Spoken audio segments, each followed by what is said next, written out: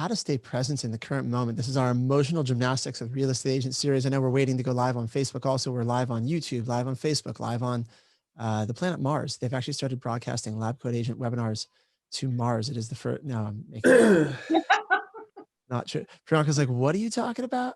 I was just like, wow, that's awesome. That's like, he's fibbing. All right.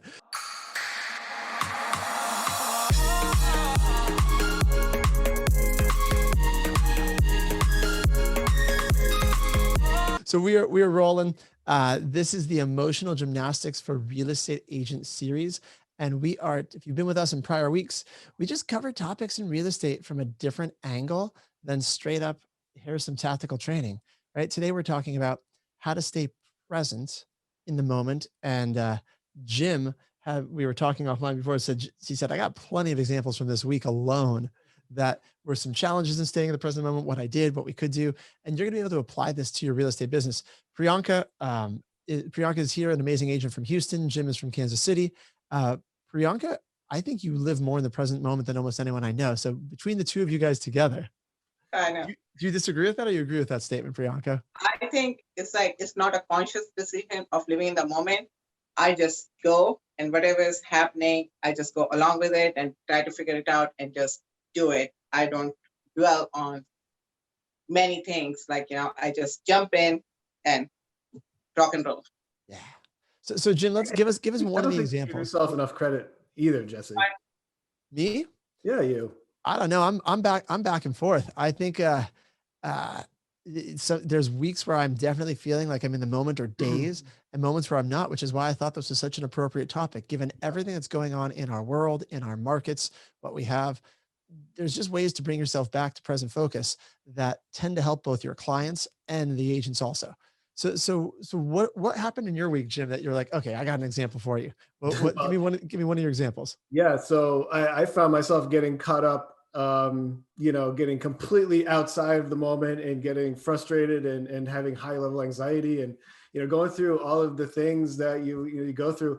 I decided that this is a personal example of stuff that's going on in my life. Is I decided to renovate my kitchen. Right now? Yeah. What's wrong with you, Jim? I don't know. Don't ask me. I don't know. It was not the best decision. I just wanted to do my floor and maybe have a new countertop and paint. Right. Fast forward to today when my entire kitchen is disassembled. I've taken a wall down. I have HVAC people here. I have electricians and plumbers and everything. Right. And right. Gradually, as we're taking things apart, I have 100-year-old house. So as I'm taking it apart, things come up. My floor joists were rotted. Who knew? My fridge was going to fall through my floor. I didn't have any idea. So I just want to retile my kitchen floor. Next thing I know, I have a hole. I'm looking into the hole in my kitchen, and and so then they're here. I had to have carpenters come and redo all the joists in my kitchen and sister them together, like all this other stuff. And as that's happening, I smell something burning, and I go down to my basement, and my furnace is not working, and it's like burning up. It almost caught on fire. So is it all the dust and stuff from the yeah, all the dust, and then I uncovered a wall because I was opening up a space between my kitchen and my dining room. I opened up a wall, and my ductwork is covered in asbestos. So you just opened the Pandora's box. I did. I opened up Pandora's box, and every single day that I woke up this week, I spent thousands of dollars. Mm-hmm. That you weren't expecting to spend. I wasn't expecting to spend. Right. I have a baby at home. They can never be here because the house is completely filled with dust. Every square inch is covered in dust. And so my wife isn't happy. My kid can't be here. How's your wife handling it? She doesn't care. She's out frolicking in the hills with my kid. Perfect. Good for her. Right. And I'm trying to be on Zoom calls in between the banging and the scraping and all that stuff. So anyway, I've been feeling sorry for myself this week quite a bit. Right. And so I'm not feeling sorry for you right now, because I'm just like, we have been talking about how hot the market is, how busy all of us are, I won't take any personal project right now, just because we are stretched thin. What made you decide to do it? Is it that spur of the moment thing where you just like, I'm gonna renovate my kitchen, let me make a couple of calls, and then it just started rolling, and now you can't stop the ball, or what happened? Let me finish this thought, and then I'll answer that question right after this. Yeah. So then I woke up this morning totally grumpy. I did not sleep last night because I was stressed out. I woke up at 4 a.m. like completely wide awake, stressed out. Like what else am I going to have to deal with today? And so that's already not living in the moment. But I couldn't even see it at that point. I couldn't even see that I'm living out my future by being stressed out before it even starts. That's how I woke up this morning. Then I got a phone call this afternoon by a good friend of mine, and I was complaining about all of this stuff to her. And her response to me was, how about you show a little gratitude for being able to have enough abundance to write checks to all these people? And I thought, oh, how many times have I said that to other people? I taught like all week that has not even crossed my mind. And so she just like snapped me immediately back into reality and reminded me to be grateful for the things that I have and grateful for the ability to do something like this and have enough in my life to be able to afford it. That's right. But is that part of being present? Is it gratitude, or is it, I mean, is it more than that to be in the moment? Gratitude is definitely part of it. Gratitude for me is like a trigger. It's a trigger point. It's like, because gratitude is one of those things where if you can always remember that there is something to be grateful for, no matter what you're going through in life, there's always something there to have gratitude about. You're breathing, you have people that love you, you have a roof over your head, you ate breakfast, whatever it is, you have your health. All of these things are always with you. And when we forget them and we get outside of that and let the circumstances of our life take control, we forget about the things that we have that we should be grateful for, and then we lose control of the moment. Makes sense. Do you agree, Priyanka? Kind of, because it's like, okay, you're breathing and be grateful for that. What if you're breathing? Because you know that I deal with a lot of people who are on their way to passing, right? And sometimes that breathing is not something you can be grateful about. Those are the times where you just like, just because you're living and breathing, that's not enough, right? I mean, it's telling somebody like, hey, you should be grateful because you're breathing. You should be grateful because you have a roof over your head. It's what I grew up with, right? My parents always told me that I'm a black sheep of the family. I always want more than God has given me. I should be grateful for what God has given me. I should always look down and see people who are below us and be grateful instead of always aiming high and looking up and wanting to go somewhere. So I'm completely opposite to you, Jim, because that's the philosophy I grew up or was forced upon, right, by my parents. And I used to fight. I was like, why won't I reach for the moon? And if I reach for the moon or a star, at least I will get to the mountaintop. And my mom, my dad always thought that was such an ungrateful attitude. God has given you a roof. You should get married, have kids, and do what everybody else is doing in our circle. You're not that special. You are not that important. And you are trying to stand out. And that is like not attitude, like arrogance, right? Mm-hmm. That you're greedy, you want more in life. You are arrogant because you think you can go and do something else. When everybody in our circle, girls are getting married and having kids, what is so special about you? So I really do not agree with what you're saying. I'm sorry. Well, no, I think, no, you make a good point, but I don't equate being grateful for the things that you have with not striving for other things as well at the same time simultaneously.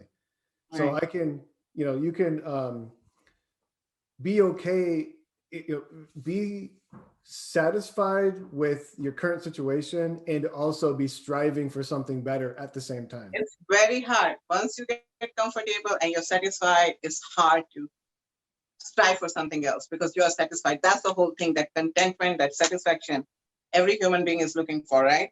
3 things that we look for in life is happiness, contentment, satisfaction. Right. Once you get that, there's not much to strive for. And that's a great place to be at times, right? I think depending upon which phase of life you are in, that can work. If you are content and satisfied and happy with just, you are like 25 years old, but you're like, I'm happy to work at a, pizza delivery place and get few dollars and drink beer in the evening and do the same thing again and again and again. I don't think that's a good place to be when you're 25. Like, well, strive for something more. And it will be okay for somebody, but for me, it's not. It just drives me nuts when I see people like that. But when you are 55, 60, I want you to be in that place, right? You have worked hard, you have lived your life, you have achieved things, you have done things. Now you need to be at a place where you enjoy life, you're content, you're satisfied, you look back and like, I did good, I made a difference. So it's like, well, so what's coming up for me, and Jesse, I'm not forgetting the term, you can help me with this. The triangle, the basic needs triangle. Maslow's hierarchy of needs. Yes, thank you. What is that? That's what's coming to mind for me. Maslow's hierarchy of needs. So when I'm saying content, like you can, so the base of that is food and shelter, right? So you can be content and satisfied with your level of food and shelter enough to move up the scale to strive for the next level, which is I'd have to Google I know the top is significance, but like my mind is not wired for that. Food is not important, shelter is not important, money is not important in my mind. It's not my satisfaction and my thing comes from somewhere else. It's not important because there's enough. It's important to people that there isn't enough, right? Yeah. Well, that's what the Maslow's hierarchy of needs is about. Is you have to hit so I just pulled it up on another screen. It's physiological needs, then safety, then love and belonging, then esteem, and then self-actualization. I know I did that really quick, but that's a whole separate webinar we can do if you've never looked up Maslow's hierarchy of needs. Yeah. Yeah, it's a really good one. By the way, I actually use Maslow's hierarchy of needs with my clients. Yeah. Because do you talk about it with your clients sometimes, Jim? Yeah, I do, but I'm interested to hear how you do it. It's usually in the context of not typically in writing an offer, typically when we're in a transaction, when things are coming up that's going wrong and we're looking at, and we just try to figure out in terms of, reframing the perspective for what's important. And it's not, I don't use it as like a lecture to them, like, hey, you're just looking at like, hey, as you're going on this journey, right? Let's take a look and see where we're trying to fall. And you ever heard of Maslow's hierarchy of needs? And it's just a fun way to kind of take their brain into something that's a little outside of actual real estate. That's how I use it. We talk about it and sometimes they know about it or they haven't heard of it. We had an interesting discussion. You could say, look, so do you see how we're still looking right here? Safety needs, right? We're trying to make sure that this house has whatever issues for your safety. That's why it's so important, because in this way it's structured, it shows it's one of your basic needs. If clearly it's important to you, right? But let's see how, that's how I use it typically, is to go over it in that context. That's awesome. About you? That's great. You know what? That seems like it would be really helpful for buyers when they get really fatigued, when you're a month into looking for houses and they've lost on 10 different offers and they want to quit. They want to quit doing what they're doing. Using that as a reminder to refresh their memory on why they decided to purchase a house in the first place, and get them out of the circumstance that we're currently in and into the mindset of, this is why we decided to move our family in the first place. That seems like a great conversation to have around that. Yeah. So I'm curious to go back now to the question that you asked, Priyanka, because you asked Jim, you said, so why did you decide to remodel with everything going on? And I think this is interesting in the context of a discussion on being present focused, because if gratitude is that trigger for you, Jim, of being in the present, right? It's not necessarily about being grateful, but it reminds you, because you woke up this morning in this week just being like, you were anxious about things that hadn't happened yet. You were living in that future. That was where the anxiety was coming from. But when you started this project, you were dreaming about something that you wanted to have happen? You wanted to have your kitchen remodeled. What caused that for you? Like, what was was there a thought process behind it, or just kind of, because this is good to know where our clients come from, right? What Yeah, was it? no, this is great. So I bought this house 3 years ago, knowing that I was going to have to renovate it. We bought it for the purpose of renovating it. We got a really good deal on it. And the whole point was to buy this house and work on it as we lived here. Well, you know how that goes. It's 3 years later and I haven't done anything. So what really triggered it to start recently is honestly because there was a house that just sold 4 houses down from me that went for way, way more than I thought it would. And I'm staring at that price right now. I'm staring at the equity that I have locked up in my house if I could just complete this rehab. And there's a possibility that we can sell it if there's a way for us to find another house to move into. There's a possibility for us to make out really well on this house if we can rehab it and get it sold. So it was it was an intent from the very beginning, from 3 years ago, but it was realizing that there's more. Our house is worth way more than I thought it was, Right. and wanting to maybe cash in on some of that. So that probably helps you feel a little more empathetic for your clients too, then, huh? Completely. 100%. And knowing, like, I deal with a lot of people that rehab property. I work with a lot of investors. I work with a lot of people that are into this type of work, contractors, this type of thing. And this is good for me because it's a reminder of how much stress and anxiety can be involved in something like this when you're rehabbing a property and getting it ready to resell and put it on the market.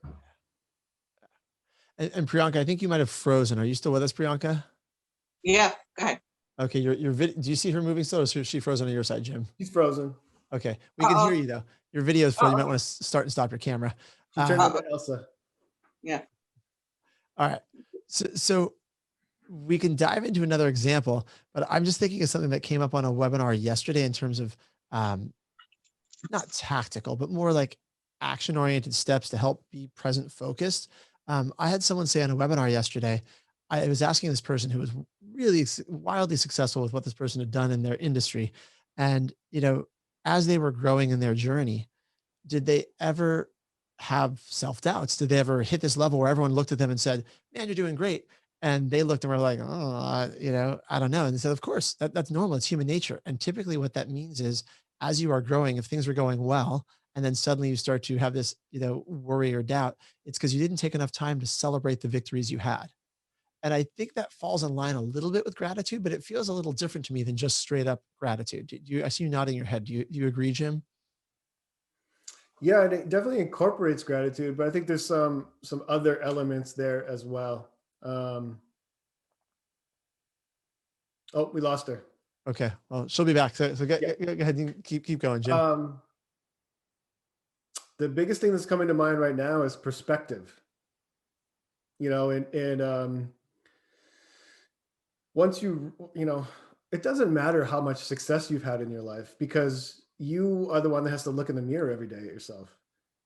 And no matter what you do in the exterior world, the way that you feel about yourself can always either remain the same or be hindered based on your perception of yourself. So success really is unimportant in the realm of the way that you perceive yourself. Yeah. Because, the way that here's someone told me this one time, a teacher of mine, a spiritual teacher that I always remembered, because it hits home for me, is that we are horrible barometers of how people view us and how we view ourselves. We are really, really bad at this as humans, of analyzing how other people see us. And because we're so bad at that, we are insecure about the way we are with people. Interesting. And how do you shift that? Because I can think of a homework assignment that a coach gave me once. What do you do to shift that? If given that we are bad barometers of how people see us, because I agree, I think myself included, I'm a terrible barometer of how people see me. What do you do to shift that? Stop trying. It's Okay. impossible. It is 100% impossible for me to know how you think about me. Even if you told me, I'm still going to filter it through my life. So something that if you say something to me, so I ask you how you feel about me, and you tell me from your viewpoint of your life, I'm receiving it through my viewpoint of my life. So there's nothing, it's not real. There's none of it is real. So stop trying to analyze how other people feel about you, because you're never going to get it. It's never going to happen. Yeah. So stop trying. That's the biggest thing. I love that. The same person who was speaking yesterday gave a really interesting homework assignment. He just said, just start asking people when you talk to them. And this is kind of how people see themselves. And I did it on the spot and I was totally stumped. They said, name 7 things like 7 accomplishments you're proud of, 7 things recently you've done you're proud of. And he said, most people you ask won't be able to even name 7 off the top of their head. They won't have a list. Like maybe they could sit down and come up with it at some point, but as humans, if you're as a real estate agent, if you want to keep in that zone, you should be able to rattle off 7 things that you're proud of that you've done. And I know, and it's crazy too. And I see myself doing this all the time. I'll accomplish something, and then as soon as it's complete, it's done and out of my mind. Because it's like either I should have, like, I don't give myself credit, because the one that I go to mostly is, I've been in this business long enough, I should have been able to do that anyway. So it's not that good of an accomplishment. Like, I've closed over 25 transactions this year so far. That's a lot for in this market, right? It's great. It's quite a bit of business, and I don't celebrate that one bit. We're only 4 months into the year. That's one of those things. And I think it comes back to that future orientation where you're thinking, well, I don't know if it is for you, but I mean, you're stealing your own mojo though, right? Because if you want to be able to repeat it or do it again, or to stay in that area, you got to acknowledge the things that you've done. And in some ways, when you say you complete a goal and you move on, it feels like, well, isn't that staying in the moment because you're on to the next one? No, I think it's actually the opposite. You've missed that being in the moment because you didn't stop there to celebrate the victories you had. Yeah. And I think this goes to a bigger picture of our society as a whole, in not allowing for self-praise, thinking that it's self-aggrandizing and what's the word I'm looking for? Self-promotion. I know what you're talking about. Like bragging. It's like bragging. Bragging, right? It's a bragging culture, and people who do this are viewed upon as, selfish or arrogant or ignorant or whatever. These are the terms that come to mind when people are perceived to be bragging. But this, I would assert that there's a lot of people out there that it looks like that they're bragging, but it's really them celebrating the wins that they've had. And so few people do that sometimes it looks like bragging. It's interesting, and I don't have an answer for this one, but there are definitely people I can think of that I know, or just from the world, that when they do celebrate their wins, it does feel like bragging to me, and other people that feels very authentic. I wonder what the difference is. Can you put your finger on what would make one more authentic versus coming across more hollow? I don't know that I can put my finger on it, but I know that I can see it when it's real. Yeah. I wonder if it's the underlying thought of, if someone's saying it just to try to convince you or show something or to try to convince themselves, versus if you genuinely pause and are excited about something, it's easy to feel that energy. I mean, yeah, I think it's pretty easy to tell when somebody is genuinely inauthentically excited about the things that they have accomplished. Here's one thing that I think is the difference. The context in which people tell the story of their wins is in a way that has other people having win. So they're like, I would tell you about the things that I've done and the things that I've accomplished with the intent of you doing the same thing. That's the difference. Like having other people share in it to help elevate other people as well. You're elevating everyone around you. I like that. When you're around people that want to elevate other people, when they're telling a story about the things that they've done, none of it feels like bragging. Yeah. You were able to identify it. There you go. but it's true that you're spot on with that. Interesting. Right? I mean, you can probably put yourself in a room with somebody that you could tell that they wanted to make sure that everyone around them succeeded just like they have. And when they're talking, you don't feel jealous. You don't feel like they don't deserve it. Like none of those things are in your mind. Yeah. I love it. All right. So if you want an actionable takeaway, anybody watching this, right? Write down 7 things that you have accomplished that you're proud of and see, can you just rattle off 7? And something I thought was really interesting, and this is probably a bit of a difference between, I don't know if it's necessarily a gender difference or just the way that where I spend most of my time working real estate. When I went to go name 7 things I was proud of, my mind immediately went towards real estate business accomplishments because my identity is wrapped up in how I am as a business person, how I am as a real estate agent. I asked my wife, hey, I told her about this cool thing, you name 7 things that you're proud of. And she's like, yeah, easy. And rattle off 7 things immediately, including family and friends and health and these other things and her worldview is a much more complete view of self that I think that ties into that present focus, especially given what's going on in this market. If your identity, like mine, is so completely tied to, are you a successful real estate agent? Because there's a lot in life beyond being a real estate agent. I'm not saying it doesn't matter, but there's a whole great big world out there. If something goes wrong in that world, which will happen, then it's really hard as it ties into your identity. So it was a good lesson for me talking to my wife about this, going, oh, yep, there are absolutely those things I'm proud of outside of real estate. I can go name them off easily. I think one thing that we can do to help with that kind of thing, to help when you are fully identified into your career as the only thing that gives you value, or mostly, you kind of touched on it, is to break away the illusion of there being separation between different parts of your life. Right? Like there is no such thing as your work life and your personal life. You are living your life. That's when we start to identify as certain things.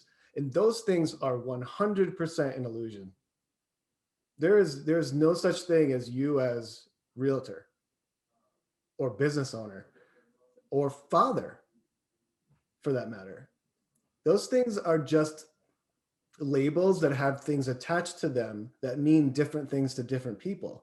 But if I asked 100 people, 100 people what their business means to them, you're going to get 100 different answers. Well, what does that tell you? None of that is real.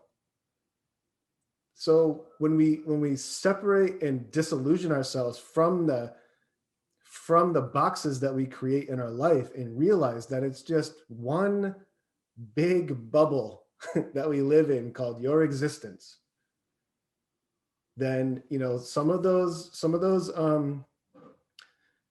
like strict rules that we create for ourselves tend to disappear a little bit. It's a good reframe. How do you, and we're coming up on the end of the webinar here, but how do you cultivate that? How do you develop that? I mean, obviously you can just try to stop, but is it just being aware of it, or how do you break down and know that it's all just one big bubble? The cool thing about all of this stuff that we talk about is that you can test it and try it on with virtually no recourse. So you can just look at it and see what it feels like when you start looking at yourself with these thoughts. So if you just in your life and you're going throughout your day and you start to identify a certain way and recognize it and realize it and say, oh, what if I chose right now to test something, to do an experiment and say, I'm going to not identify as this right now. I'm going to do something different and just see what happens. With no attachment to the outcome at all. I'm just gonna try something different and see what happens. What's the worst that could happen? And then you move yourself into a different perspective, and then you look at the world through that lens for a minute, and then you see what it feels like. And if that feels good and something different happened and you had a different outcome, or you felt a different way, or you saw something new that you've never seen before, try it on again. I love it. You make it sound so easy. I guess it is easy, right? No, it is 100% not easy. But to tie it all together, that's what brings it back to the present focus. The only way to do any of these things is to be aware of how you are feeling and responding to the situation in the moment. Agreed? None of this happens unless you're in the moment with yourself. None of this can ever exist. Yeah. And it's okay if you're not, and anyone watching this or listening, it's okay if you have realized that you're not in the moment a lot of the times. That's normal. That's human. Not only is it normal, but it's the biggest blessing of your life. It really is. Recognizing that and seeing yourself not in the moment, or this is what meditation is. This is all meditation is. The through line of any spiritual teaching is learning how to be in the present moment with yourself. That is like, if you really look at it and look at all the world religions, this is what it's pointing to. But being able to see for the first time what it's like to be present with yourself, that is the greatest gift you can give yourself. To put it in practical terms, I got an offer accepted. You're going to laugh, Jim, when I tie this in. I got an offer accepted this week.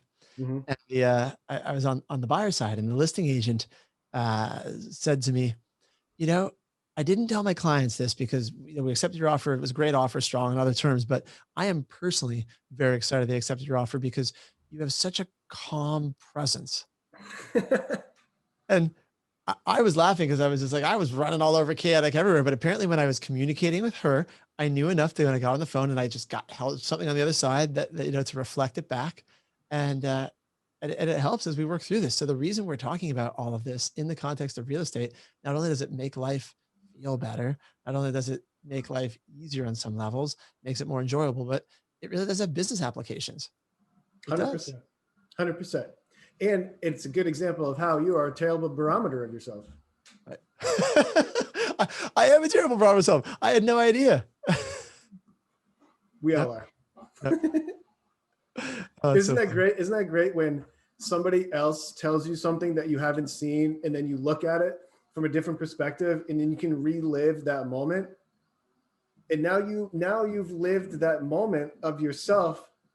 It's so bizarre. You relive the moment that you've already lived in a different way. Right? Because you've already lived it once and you were a certain way, right? In your mind, you were chaotic. So right. Your memory of that is chaos.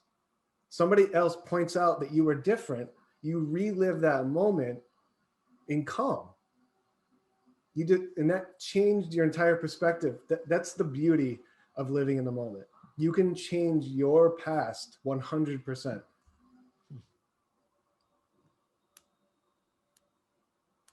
I like it. I don't know about anybody listening, but I feel better now than we started the webinar. If it's just me and you, I'm good with that. Cool. Guys, put a comment in Facebook, drop it in the chat if there's something you want us to chat about, if this is helpful. I enjoy this discussion, Jim. This is something that it's not like you can do this discussion once and then you're done. You're like, good, I live in the moment now. Good, right? It's one of those things that. No, I think that this is a great thing to keep coming back to, and using our lives as examples of ways that we can live through this stuff and give real world examples of how we have lost the moment and how we have realized it and gained it back and changed perspective and all that stuff. Like, this is a great way for us to live throughout the week and then bring back our real life examples to this environment. Yeah. Oh, I love it. I love it. I love it. Let's see. We've got someone in here said, you appreciate the insight. Let's see. Tevis, Denise, I'm going to adjust the way I perceive myself and in other areas of my life too. I love it. I'm glad that was helpful for you. That's beautiful. Yeah, it really is. Glad, Denise, glad it was helpful for you. Jim, any other thoughts before we wrap this one up? Any other things you want to leave people with? The cost of my kitchen has no bearing on my sanity whatsoever. It's all going to be great, and it's going to be beautiful, and I'm going to love it when it's complete. That is true. And Ruby just put into the Q&A box, by the way, it is a practice. Need to be reminded to slow down and breathe. I agree, Ruby. That's why we do these things. We do this every other week, the emotional gymnastics for real estate series, because I'm on a lot of webinars. I do a lot of trainings, and it's rare that this side of it comes up. I get these sort of ideas from other podcasts, teachings, trainings, groups I go to, but it's really in the context of real estate that it's actually applied, just to slow down and breathe. It's cool, right? It's really cool. It's cool. Yeah. I appreciate these conversations. It helps me to relive some of my transactions that I'm working in with my clients and make sure that I'm doing these things that I should be doing with them. Enjoy your day, Jim. Everyone else watching, enjoy your afternoon, enjoy your weekend, guys, and check in with yourself. See how you're doing, staying present in the moment. That's right. Nice meeting you. Bye, guys. Bye. Take care, everyone. Oh, someone said that before I wrap up, someone said, I want to see pictures of the kitchen when it's finished. All right, Denise. Done. Jim will post them into the recording, this one in LabCoatAgents. He'll make sure, or just send a message to Jim, send a friend request. He'll send you pictures of his kitchen. It's going to be great, right, Jim? Good idea. I'll send progress. There you go. All right, guys. Have a good one. Bye, everybody. Bye.